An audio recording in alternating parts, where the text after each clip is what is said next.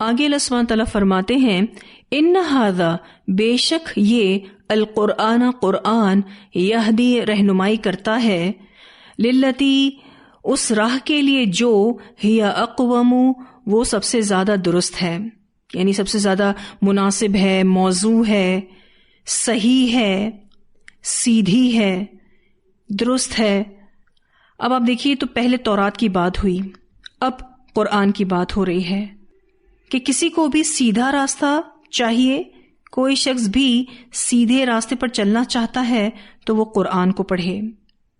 یہ حکمت کا سمندر ہے، یہ بے مثال ہے۔ ہم مسلمانوں کا المیہ یہ ہے کہ اس قرآن پر نہ وقت لگایا اور نہ عقل لگائی، نہ غور و فکر کیا۔ عوام قرآن کو ایسے دیکھتی ہے جیسے سمندر کو اوپر سے منظر دیکھ کر لوگ لطف اندوز ہوتے ہیں، حالانکہ یہ قرآن توحید کی دعوت ہے، معرفت الہی ہے۔ اللہ تعالیٰ فرماتے ہیں ان ھذا القرآن بے شک یہ قرآن یہدی رہنمائی کرتا ہے، افراد کی بھی اور اقوام کی بھی۔ یہ قرآن افراد اور اقوام دونوں کے لیے ہدایت ہے۔ للتی ہی اقوم اس راہ کے لیے جو وہ سب سے زیادہ درست ہے۔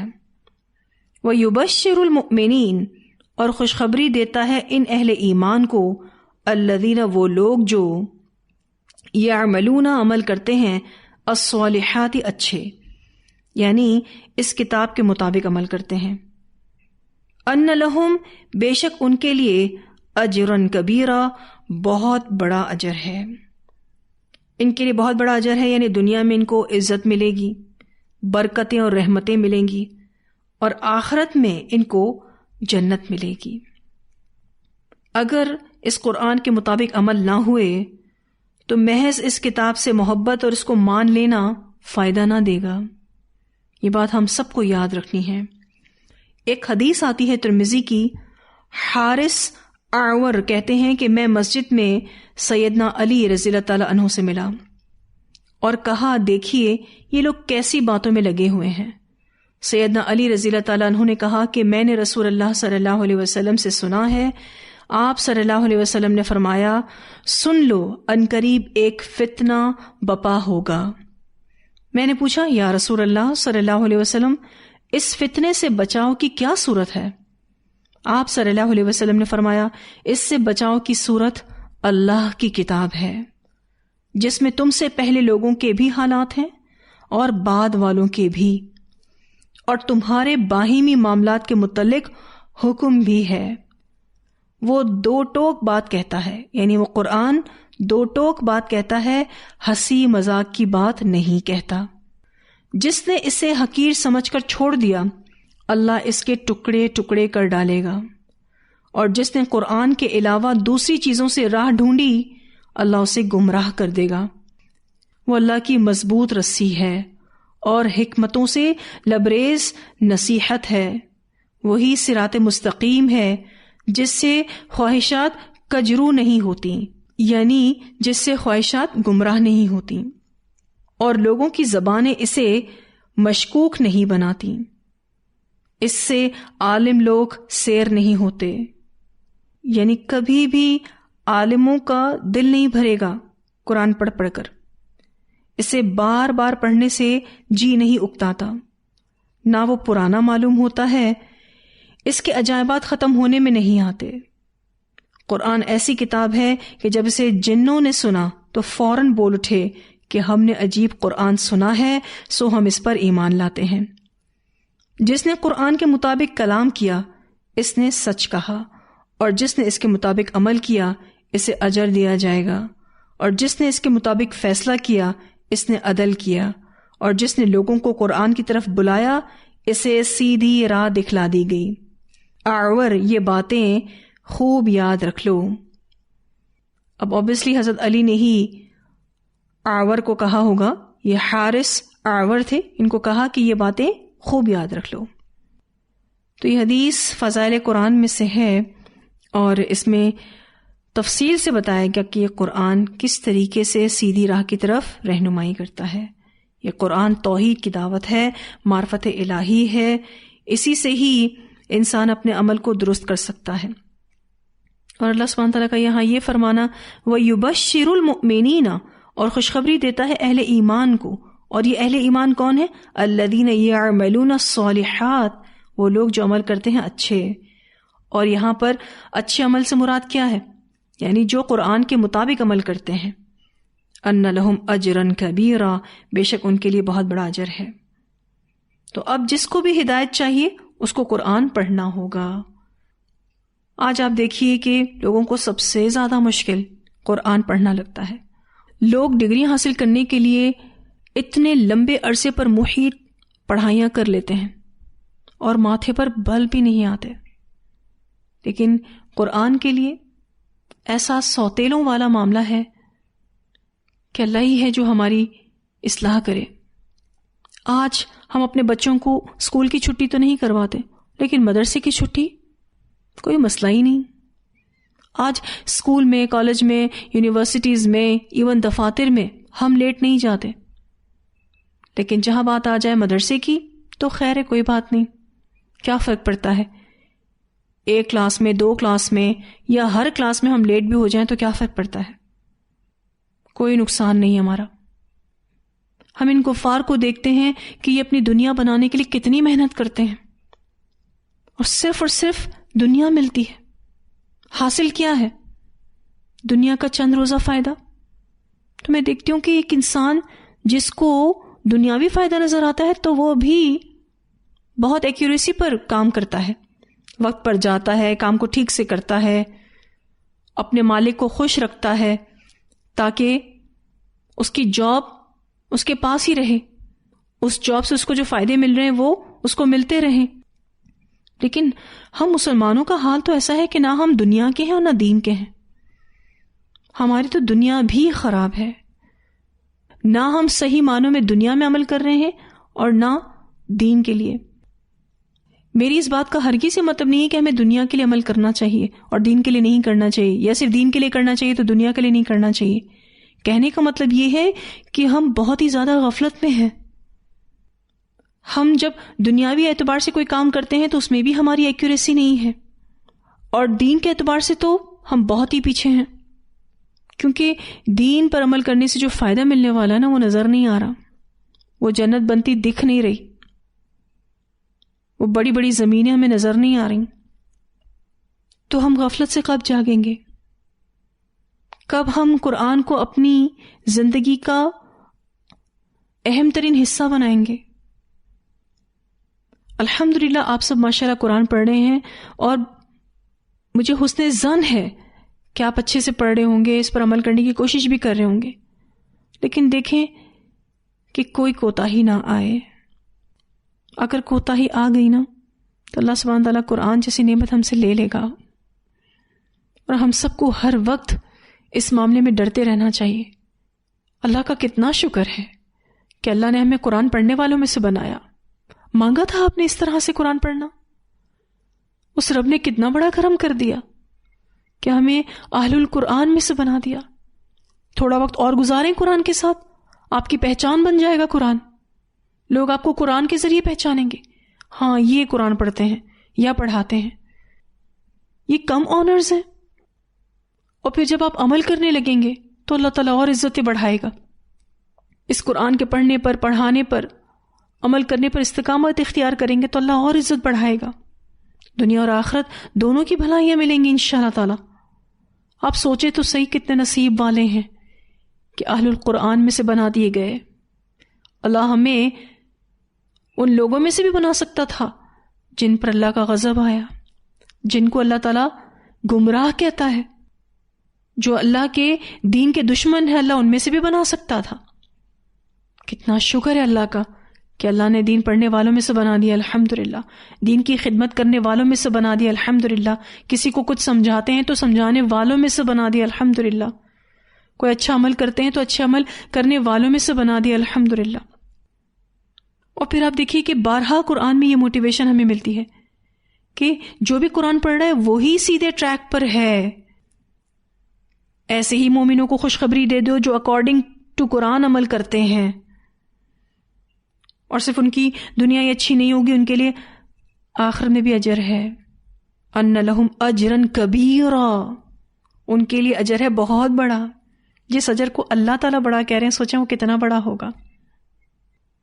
پھر آپ دیکھیے کہ یہ قرآن اتنی بہترین نعمت الحمدللہ جو رمضان جیسے مہینے میں نازل کیا گیا، اللہ تعالیٰ نے اس مہینے کو کتنی امپورٹنس دے دی جس میں قرآن نازل ہوا الحمدللہ. اور الحمدللہ ابھی ہم ماشاءاللہ سے رمضان گزار رہے ہیں، تو آپ سوچیں کہ اس مہینے کو اتنا اسپیشل کر دیا گیا. آپ دیگر 11 مہینوں میں اس طرح کی روحانیت محسوس نہیں کرتے جیسا رمضان میں کرتے ہیں. سبحان اللہ. تو یہ قرآن بہت اسپیشل ہے، بہت اسپیشل ہے. اس کو پڑھنے والے بھی بہت اسپیشل ہیں. اللہ تعالیٰ ان کو اپنا کنبہ کہتا ہے، اپنی فیملی کہتا ہے. میں اور آپ اس نعمت کا شکر ادا نہیں کر سکتے. کیسے ادا ہوگا بتائیے؟ اس نعمت کا شکرانہ کیسے ادا ہوگا؟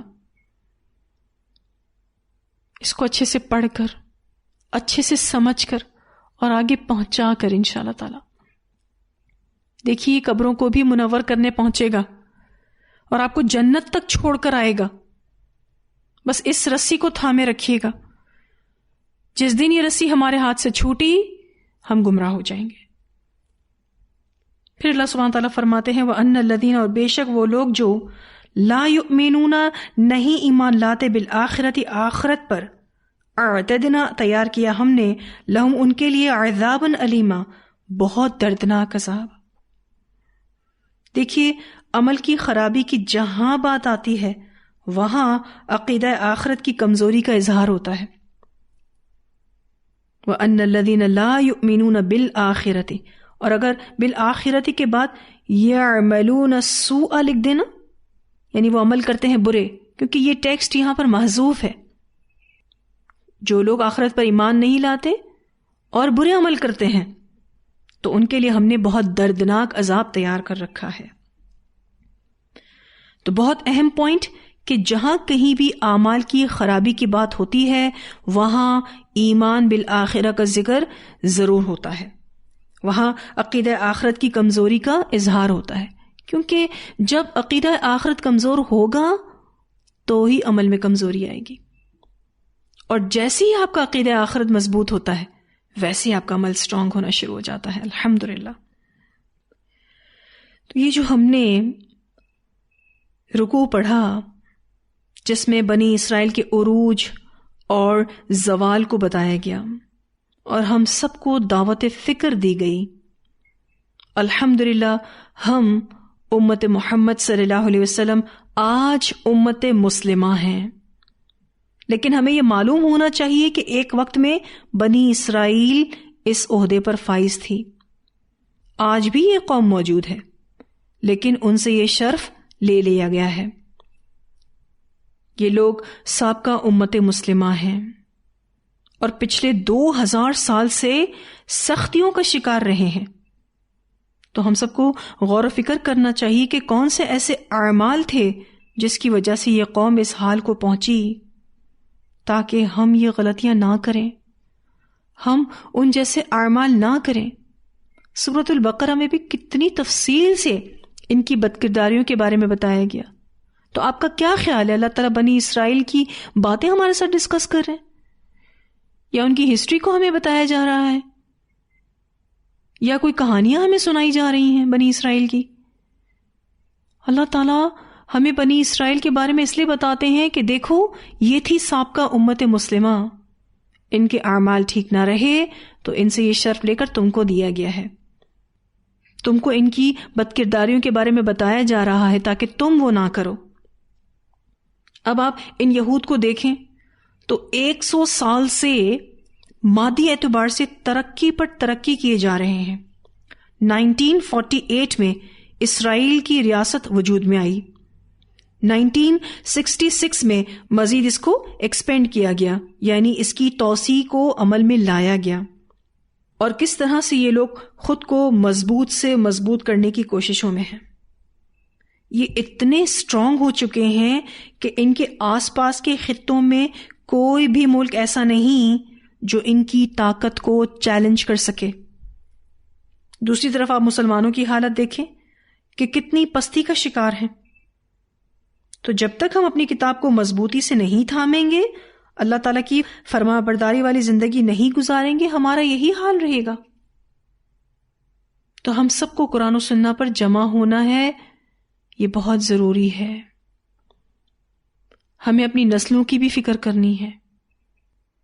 جب ہم قرآن و سنہ پر جمع ہوں گے تبھی ایز امت ہم متحد ہو سکتے ہیں۔ اللہ تعالی ہم سب کی مدد فرمائے۔ اتنی آیات کی تلاوت سنتے ہیں۔ ان هذا القرآن يهدي للتي هي اقوم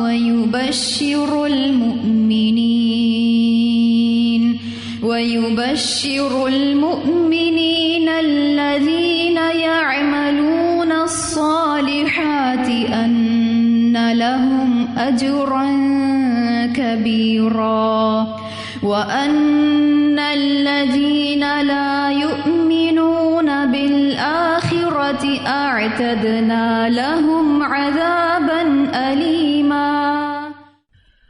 تو یہاں الحمدللہ ہمارا یہ لیسن مکمل ہوا۔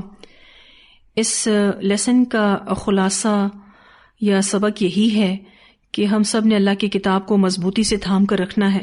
اگر ہم نے اللہ کی کتاب کو چھوڑ دیا تو ہمارے اندر اخلاقی بگاڑ آ جائے گا، دینی بگاڑ آ جائے گا، اسی طرح سے ہمارے اندر فتنے اور فساد پیدا ہونا شروع ہو جائیں گے، ہم دین سے دور ہو جائیں گے اور ہم لہو اور لہب میں پڑ جائیں گے، یعنی ہم بھی نان سیریس ہو جائیں گے اپنے دین کو لے کر۔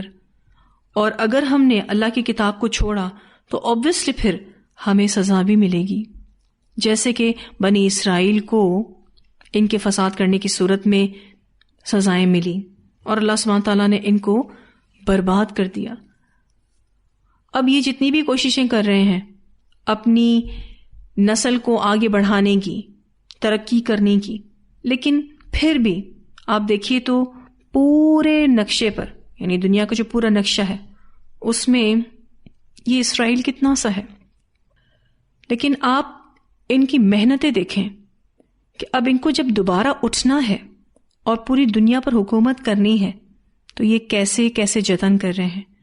پھر یہ کہ آپ ان کو اپنے دین کے حوالے سے فنڈامنٹل ہوتا ہوا بھی دیکھیں گے، باقاعدہ یہ اپنے بچوں کی تربیت دینی اعتبار سے اتنی اسٹرانگ کرتے ہیں کہ شاید ہی کوئی مسلمان ایسی تربیت کرتا ہو۔ یہ پہلے اپنے بچوں کو دینی تعلیم دیتے ہیں، بعد میں دنیاوی تعلیم دیتے ہیں۔ اور آپ دیکھیے کہ مسلمان جو پستی کا شکار ہے، ریزن کیا ہے؟ اللہ کے کلام سے دوری ہے۔